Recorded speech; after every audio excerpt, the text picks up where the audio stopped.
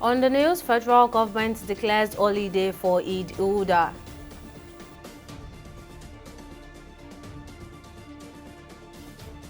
Court fines Kano government 10 million naira for violating Bayero's right.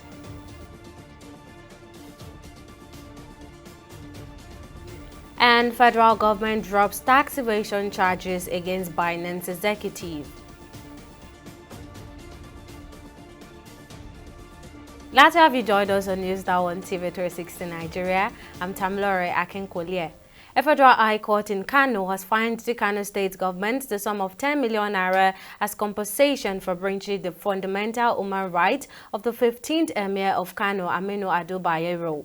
The presiding judge, Justice Amubeda, issued this order while delivering judgments in the case filed by Bayero, seeking the enforcement of his fundamental human rights. The judge described the order given by Governor Abba Yusuf for the house arrest of Bayero as unlawful. Now, in his interview with newsmen after the judgment, counsel to the plaintiff Abdulrazak Ahmad affirmed the court had granted their prayers on the infringement of their client's rights. In his response, counsel to the respondent Ibrahim Wangida said they were satisfied with the judgment.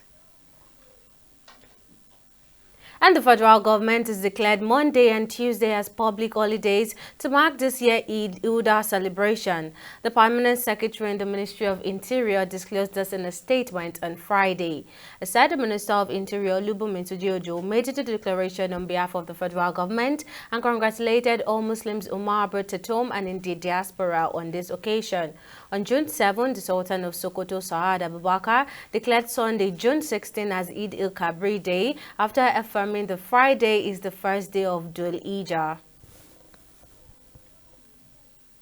And in a bid to correct what it described as an historical oversight, Senator Ned Nwoko, representing Delta North in the Senate, has introduced a bill calling for the creation of an Anioma state.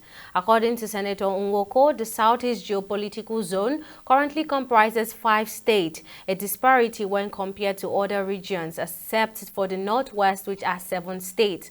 Now, during an interview with TV 360, Senator Nwoko emphasized that Anioma possesses all the necessary attributes to be recognized as a state. He said the push for statehood stemmed from ongoing marginalization of the Igbo people, a situation he believes must be rectified. The senator also clarified that his efforts are not a novel initiative, but rather a continuation of a long-standing demand for the creation of Anioma state.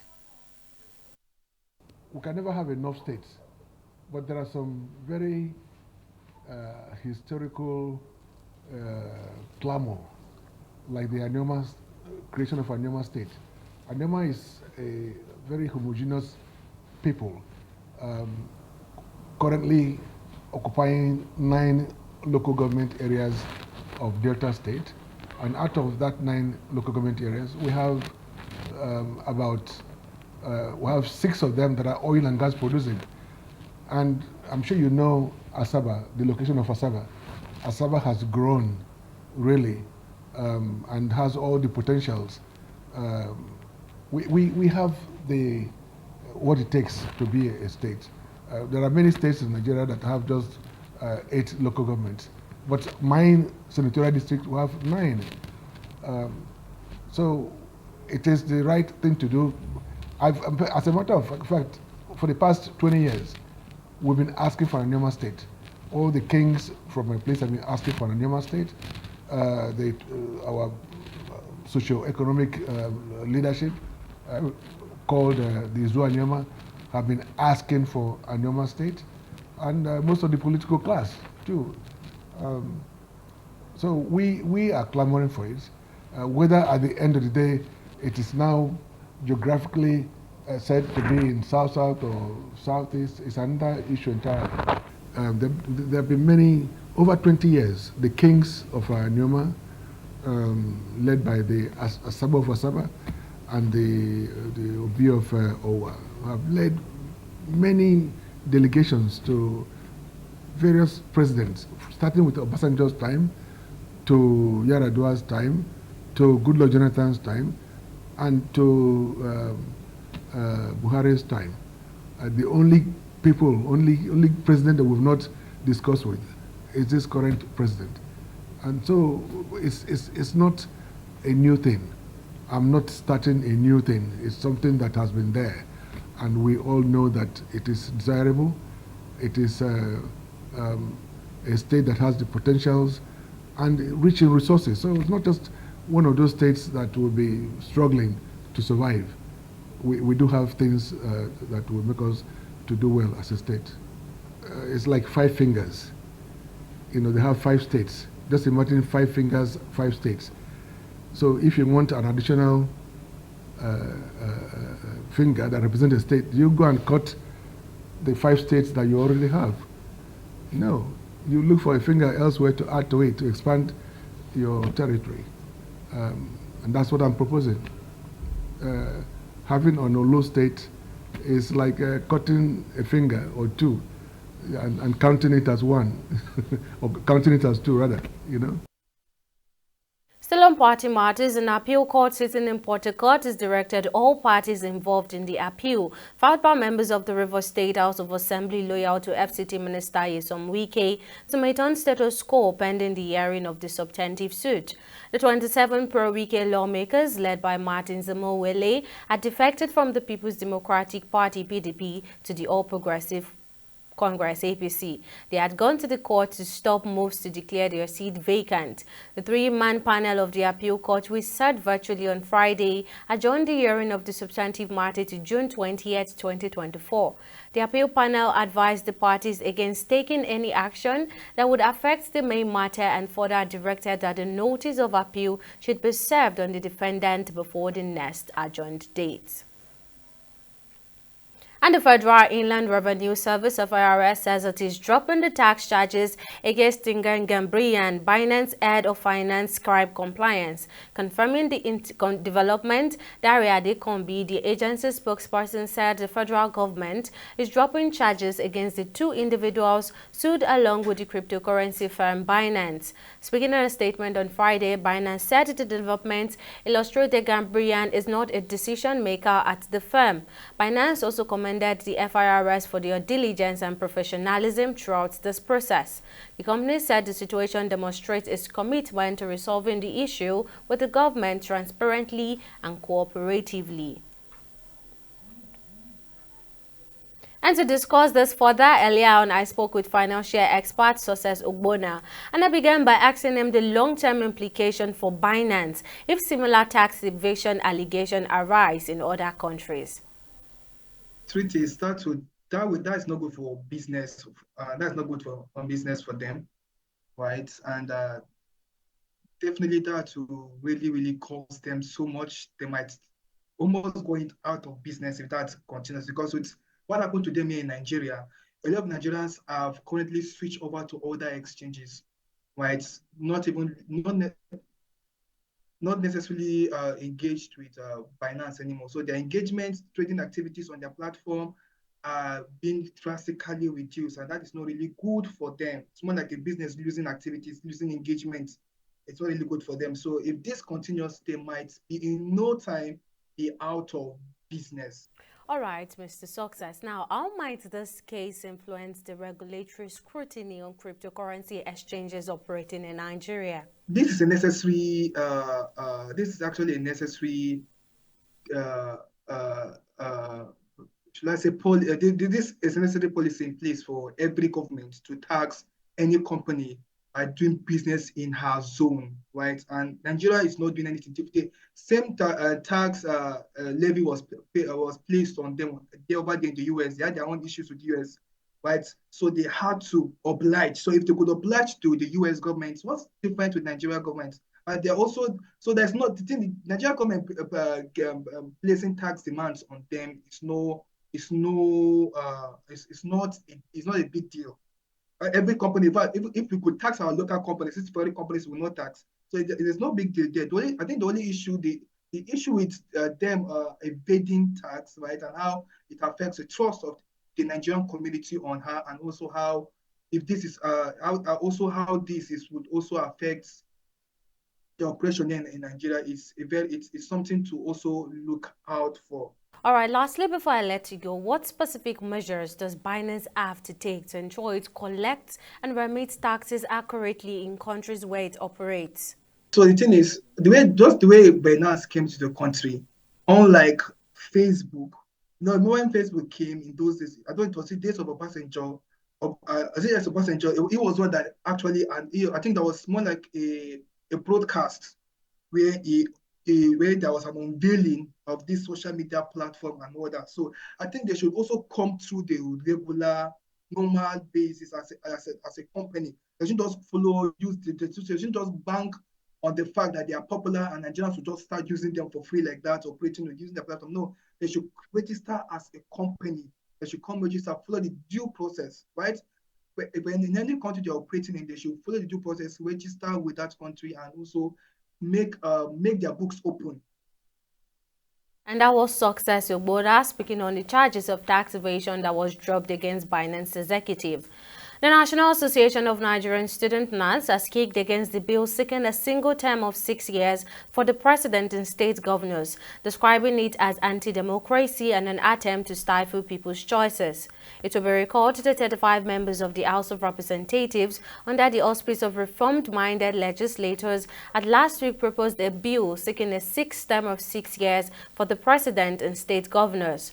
The lawmakers are also canvassing for the rotation of the presidency among the 6 geopolitical zones of the country, arguing that the proposition, if implemented, will lead to a reduction in the cost of governance. Now, addressing newsmen in Abeokuta in Ogun State, the National Clerk of the Senate of Nancy, Yekini Adewale, described the bill as a small screen to divert the attention of Nigerians from the current economic pains and agonies that Nigerians are facing. According to Adewale, the bill, if passed into law, would erode accountability, probity, transparency, and responsibility on the part of political leaders. In the realm of healthcare, accessibility and convenience are paramount. Now, Checker is an organization that embodies these essential qualities, aiming to bridge gap in the healthcare sector.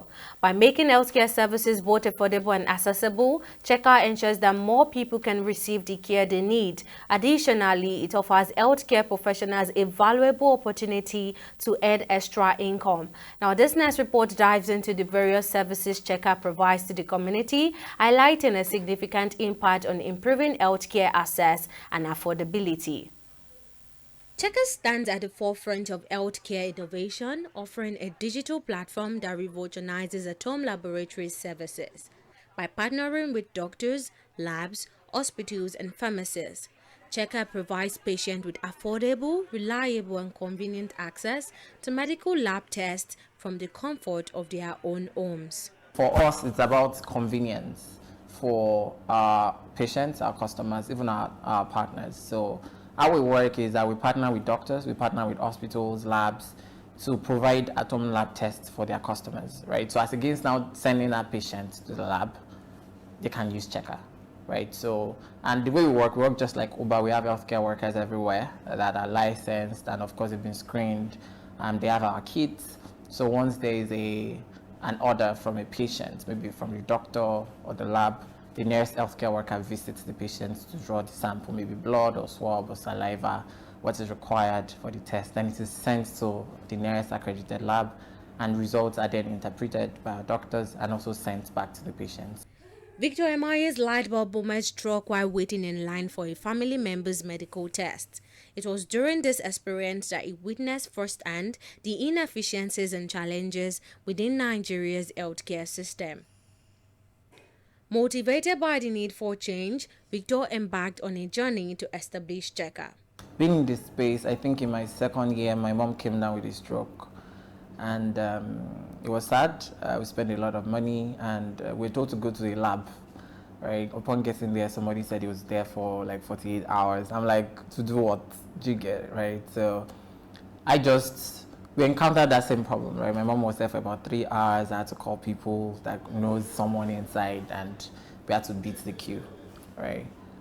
Then 6 months after, I started to reevaluate that problem, and I saw it was huge. We have 200 million Nigerians, so just about 10,000 laboratories and hospitals, which is of course a very small number, especially in the private sector, right? So I thought it wise to create a solution to make it easy for people to get access to diagnostics right from the comfort of your homes, right? So that's how Checker came.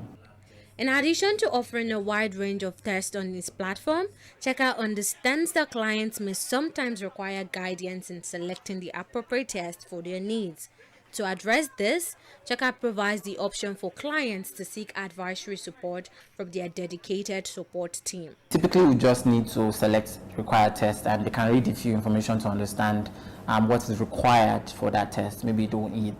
It could be a fasting sample that is required, so they get all those information on the website, right? They also go ahead to make payments via the website. If they have any questions, they can talk to support directly using the chat aspect of the website. So it just makes it easy for them to get clarity about the work that we do, right? And if they need sort of a second opinion, they can talk to our doctors.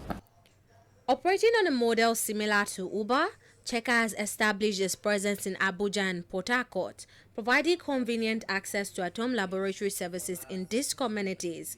Looking ahead, Checker is eager to expand its reach to other communities across Nigeria with a focus on collaboration and partnership.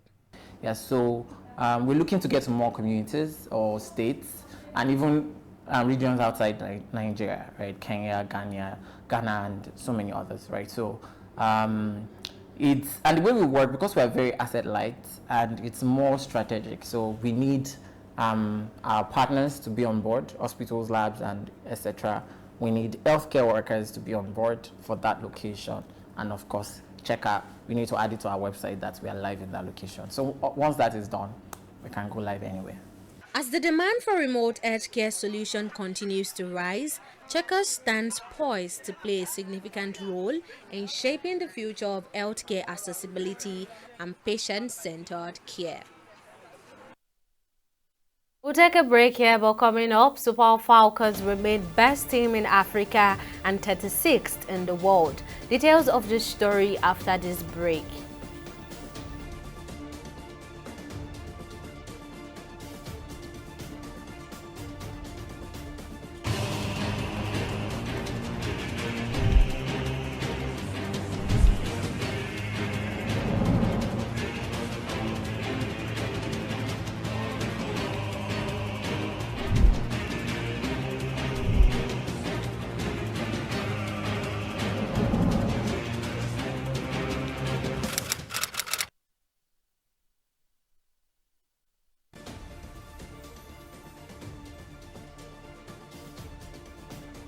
Welcome back. Now here's a quick recap of our top stories. The federal government has announced that Monday and Tuesday will be public holidays to celebrate this year Eid-ul-Adha. This declaration was made by the Minister of Interior Olubunmi Tunji-Ojo as convened by the Permanent Secretary in the Ministry of Interior in a statement on Friday. The minister extended his congratulations to all Muslim Ummahs in Nigeria and abroad on this significant occasion.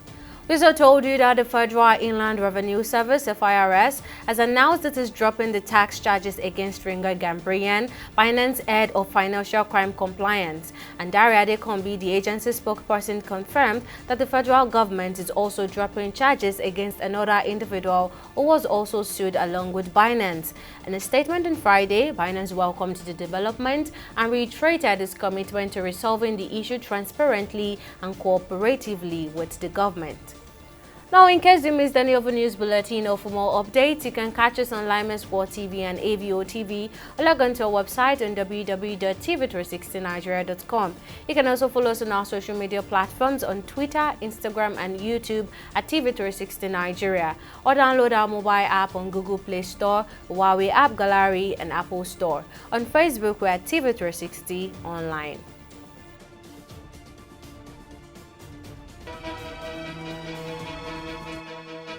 Opinions are free, facts are sacred, but truth is universal. How, in practical terms, can we, for instance, de-escalate the tension? When you go into public office, you must be ready to answer to the people. We know where the enemy is. 3 places, the Lake Chad Basin, the border area between Nigeria and Cameroon, and then the Sambisa Forest. On Digi360, we give you a complete dose of everything. Opinion, facts, and undiluted truth. I hardly believe what politicians say in this part of the world. A new Nigeria is possible, a future is possible. We delve into the issues, dissect it so that you can understand it, use it to take action. I don't think there's any need for any governor to look for grant for ranching. Digi360, dissecting the issues.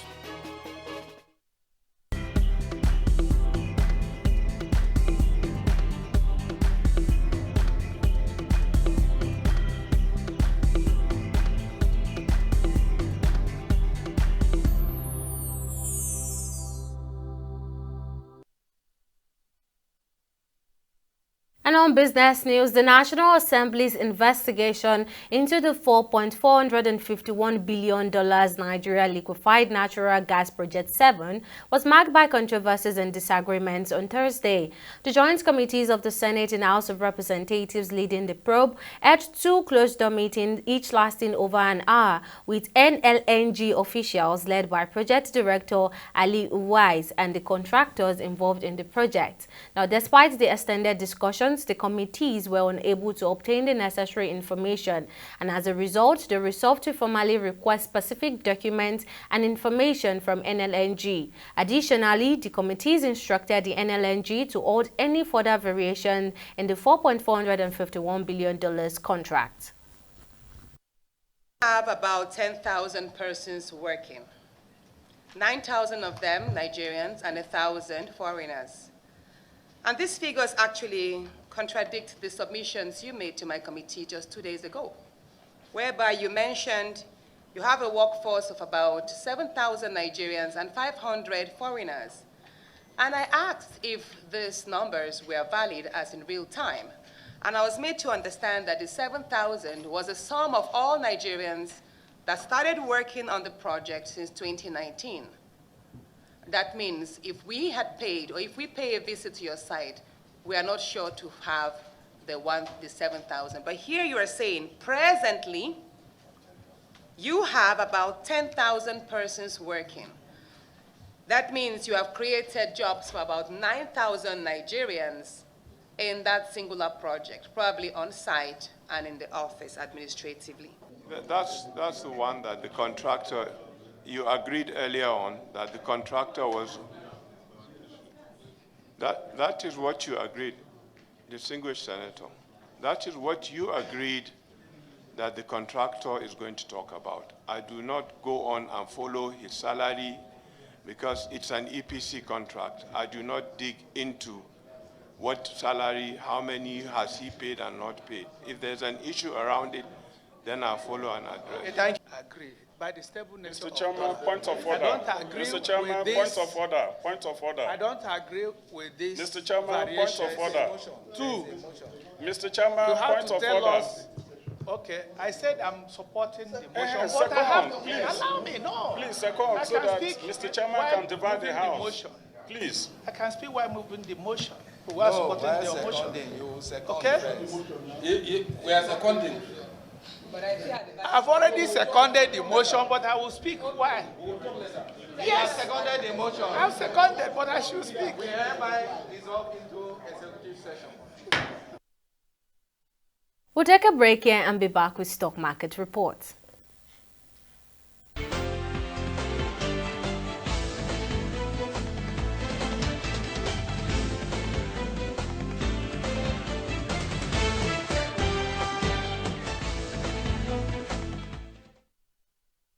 And the Nigeria's equities market closed in the bulls on the last day of trading, increasing by 0.09% margin. Expectations were however cut short as the all-share index failed to make the 100,000 basis points marker. Now, Guinness Nigeria led the gainers with a 9.95% share price appreciation, closing at 16.25 kobo per share, followed by eTransact International. Now, at the end of the last day of trading on the Nigerian Stock Exchange market, activities were drastically reduced as 380 million volumes of shares were exchanged and 7,302 deals, corresponding to a market value of over 4.9 billion naira. Now, on to our select global stocks. The UK FTSE and US Dow Jones have continued to maintain their bearish trade as European shares dropped in a broad-based sell-off on Friday, marking a weekly loss amid political turmoil in France that has sent the French benchmark reeling. Now, the Asian market, however, enjoyed a bullish end for the week to increase by 0.34%. Now let's take a look at our foreign exchange market. The dollar gained a little more on the naira, adding another 5 naira to trade at 1,485 naira on the black market. The Great British Pound traded at 1,880 naira also on the black market. The euros, however, witnessed a small drop as the naira at 1,570 naira on the black market. Now, on the global scene, on Friday, South Africa's newly elected parliament convened the expectation of re-electing President Cyril Ramaphosa. This comes after the Ombudsman African National Congress (ANC) managed to secure a deal, paving the way for an unprecedented coalition government. Leader of the Democratic Alliance, South Africa's second largest party, announced that the DA had reached an agreement with ANC to form a multi-party coalition government. This marks a significant shift in South Africa politics, where the ANC has traditionally governed alone. The session began with the Chief Justice Raymond Zondo opening the first sitting, during which members of the parliament were sworn in batches. Now, following the swearing in, votes were planned for the election of a speaker, deputy speaker, and a president. Well, up next is Entertainment Report on News Now.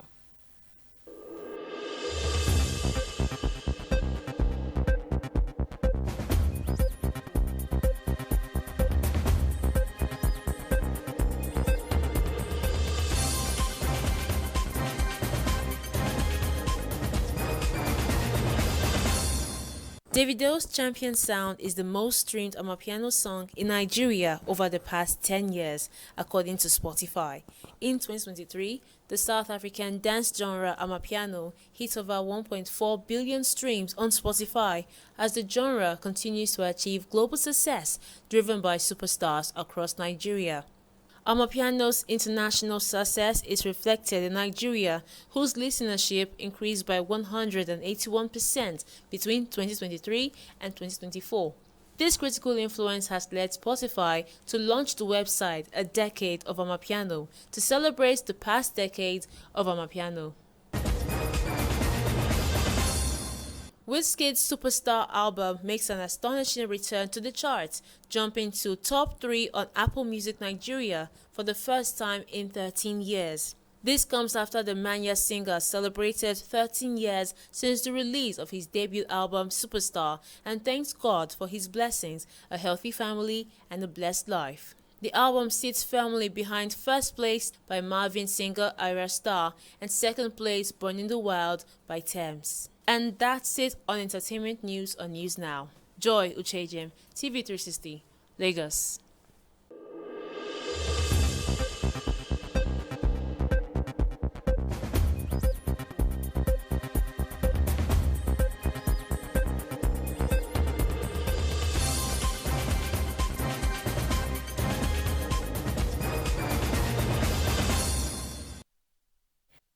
On sports, Nigeria's Super Falcons have retained 36th position in the latest FIFA Women's Ranking released on Friday. Randy Waldrum's side also maintained top position in Africa. Bayana of South Africa stayed in second position on the continent and are ranked 51st in the world. The Atlas Lionesses of Morocco, who are the third highest ranked team in Africa, sit in 56th position. Now, world champions La Roja of Spain consolidated their position as the #1 team in the world. The next FIFA and Coca-Cola Women's World Ranking will be published on 16th of August 2024. And that wraps up our bulletin on News Now. Many thanks for watching. I'm Tamilore Akinkule. See you again next time.